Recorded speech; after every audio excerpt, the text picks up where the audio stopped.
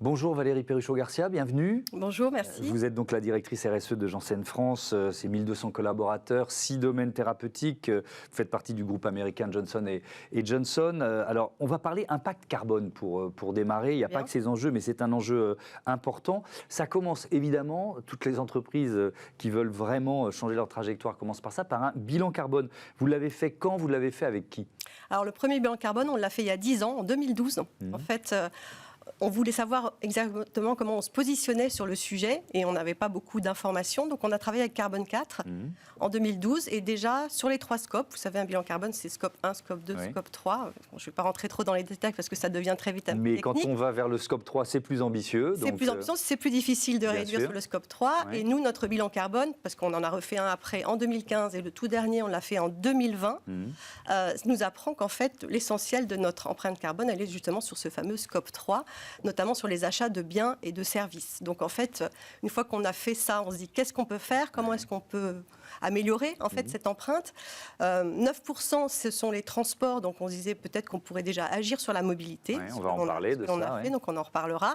Et puis une autre partie évidemment sur tout ce qui est énergie, réduction d'énergie. Et là on est en plein dedans avec l'actualité du moment. Notre plan de sobriété énergétique a été mis en place également pour contribuer à réduire cette fameuse empreinte. On va détailler effectivement ces deux leviers, les transports et l'énergie, la consommation d'énergie. Je redonne simplement les objectifs de réduction des émissions carbone, objectifs entre 2019 et 2025 de moins 12%.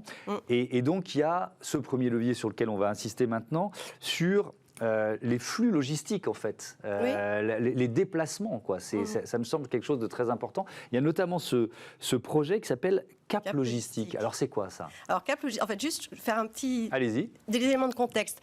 Nous on n'a pas une équipe en charge de la RSE qui travaille au quotidien avec papier stylo pour essayer de trouver des idées. On s'appuie sur des volontaires, des salariés volontaires qui ont des idées et qui mettent ces idées dans la balance en disant nous on a des idées pour faire justement pour améliorer ce bilan.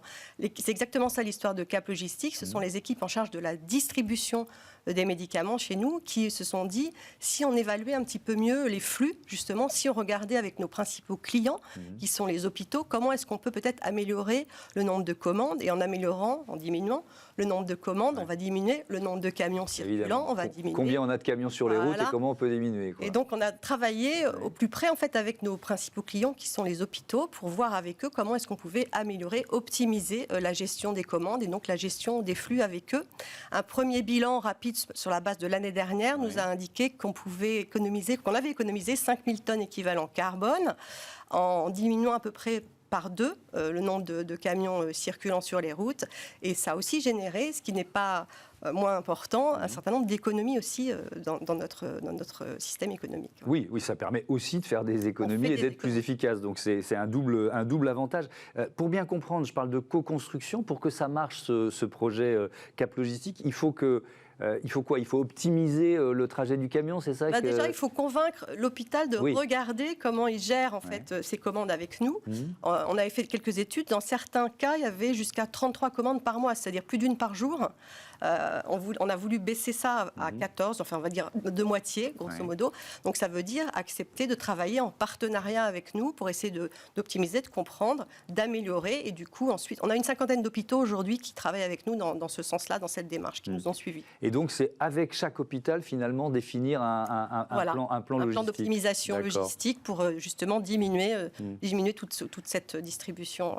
Voilà. Alors l'autre levier, vous l'avez évoqué, c'est évidemment l'énergie que vous consommez. Donc la logique c'est quoi? C'est de basculer vers le renouvelable le plus possible? Alors oui, et ça pour le coup on va bénéficier d'un contrat qui a été passé par notre maison mère, Johnson & Johnson, vous l'avez évoqué tout à l'heure, qui va permettre au 1er janvier 2023, donc c'est demain, d'avoir tous les sites européens de GNJ et les sites américains et canadiens avec des contrats d'électricité renouvelable. Et je pense que pour la France on s'appuie sur 3 contrats qui sont principalement du solaire et de l'éolien, qui vont nous permettre donc d'avoir de l'électricité entre guillemets verte. J'aime pas trop ce genre de raccourci, mais je pense que c'est ça l'idée. Donc on va pouvoir en bénéficier au titre de toutes les autres filières. Donc ça veut dire que dès le 1er janvier, vous serez à 100% d'électricité issue du renouvelable en France. Voilà.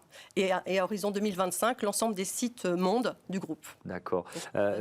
Janssen France a défini sa raison d'être dans le cadre de la loi Pacte, ensemble sans attendre pour transformer la vie des patients. Donc là, on se pose c'est toujours une démarche intéressante dans une entreprise. Ça veut dire que vous avez discuté, fait travailler tous les collaborateurs pour aboutir finalement. Alors évidemment, il y a cette phrase, mais il y a beaucoup d'autres choses derrière. On réfléchit à quoi? À son rôle social? Exactement.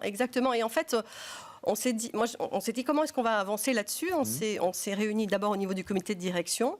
Et en fait, assez rapidement, assez naturellement, on est arrivé à un consensus autour de cette petite phrase. Et on s'est dit, bon, ça ne peut pas être un travail fait en chambre. Il faut que l'ensemble des collaborateurs puissent se l'approprier.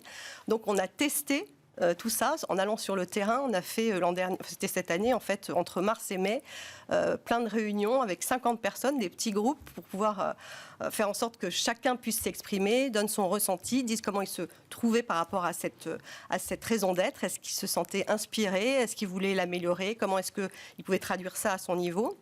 Donc on a fait tout ce travail en fait, d'appropriation, de discussion, d'échange pour pouvoir nourrir, appuyer cette raison d'être sur ce qu'on a appelé chez nous des drivers et des valeurs. C'est-à-dire comment est-ce que, on est bien sûr dans un grand groupe international, donc il y a des grandes valeurs de J&J qui sont parfois peut-être un peu lointaines. Et on s'est dit, nous, en tant que filiale opérationnelle, comment est-ce qu'on peut resserrer ces valeurs? Et par exemple, on a une valeur qui est le sens de l'urgence. Par rapport aux patients, c'est important. On a une autre valeur qui est plaisir et fierté. C'est-à-dire se dire, pourquoi on se lève le matin et qu'est-ce qui nous rend fiers de ce qu'on a fait le soir en fait. Et du coup, avec des mots très simples, des concepts assez simples, on a réussi à embarquer absolument tout le monde. C'est un moment de pause dans une entreprise quand on décide de définir sa raison d'être. Comment vous l'avez vécu? Alors, on ne peut jamais tout à fait faire pause dans une entreprise. Sinon, les autres avancent. Mais malgré tout, je pense qu'on sortait de ces 2 années de Covid. On venait d'avoir depuis quelques mois une nouvelle présidente à la tête de l'entreprise. Je pense que c'était le bon moment pour justement quand même faire un peu pause dans certaines réunions et se dire en fait pourquoi on est là, à quoi on sert et qu'est-ce qu'on peut apporter à la société, effectivement. Donc c'est ce fameux S de RSE, qu'on peut dire social ou sociétal, on l'a choisi plutôt sociétal de par la nature de notre métier. Alors justement, parmi les actions sociétales de Janssen, il y a la mixité. Quelle est la place des femmes, tiens, déjà, dans les instances dirigeantes ou même dans le salariat de l'entreprise? Alors c'est très simple, 60% de femmes dans l'entreprise, 60% de femmes managers, 60% de femmes au CODIR. Bon. Et ça, c'est une volonté qui date d'il y a plusieurs années. Récent, on a ce chiffre de 60% de femmes au comité de direction qui est quand même un chiffre assez exceptionnel en France quand on regarde un petit peu ce qui se passe et qu'on s'intéresse au sujet. Depuis 2015. C'est-à-dire ça fait 7 ans que ça dure. Donc on est assez fiers de ça. C'est exceptionnel aujourd'hui et ça l'était encore plus en 2015. Je pense que ça l'était encore plus, mais on était peut-être un peu discret pour oser le revendiquer haut et clair. Donc maintenant, on le fait plus facilement. En fait, dans la diversité et l'inclusion, il y a plusieurs diversités, mais c'est vrai qu'on a beaucoup travaillé sur les femmes, sur le leadership des femmes. Et on s'est dit justement, puisqu'on avait cette chance d'avoir des bons chiffres, c'est qu'on avait quand même mis en place un certain nombre de choses qui marchaient. Et on s'est dit, pourquoi ne pas regarder avec le monde extérieur comment on pourrait, par symétrie des attentions, proposer quelque chose aussi à des femmes qu'on voit tous les jours à l'hôpital, qui sont des femmes médecins, et qui, elles, n'ont pas forcément les mêmes outils que nous pour se développer et pour prendre des postes à responsabilité. Alors, c'est une association, c'est ça, qui s'appelle Donner des ailes, E2LES, à la santé. Donc, vous avez participé à la création de cette association? On a participé à la création de cette association et on soutient cette association chaque année. On soutient en finançant un baromètre avec Ipsos qui permet de mesurer la perception des femmes et des hommes médecins à l'hôpital sur ces sujets liés à la discrimination, au sexisme, à la visibilité ou à l'invisibilité des femmes, notamment dans les congrès scientifiques. Donc c'est un vrai matériau de fond dont on s'empare chaque année. La prochaine édition va être lancée début janvier. On aura un 4e baromètre en mars prochain. Ça bouge? Alors, malheureusement, les chiffres ne bougent pas beaucoup, puisqu'on quand on l'a lancé la première édition, il y avait 82% de femmes qui disaient qu'elles avaient subi des discriminations de par leur genre, leur sexe. La dernière édition, en début d'année 2022, elles étaient montées à 85%. Donc, on va dire les chiffres ne s'arrangent pas, mais en même temps, la parole se libère, ce qui est très important, parce que ça permet justement nommer les choses, de conscientiser les choses et de faire en sorte que ces femmes se mettent plus ensemble pour essayer de faire bouger les lignes.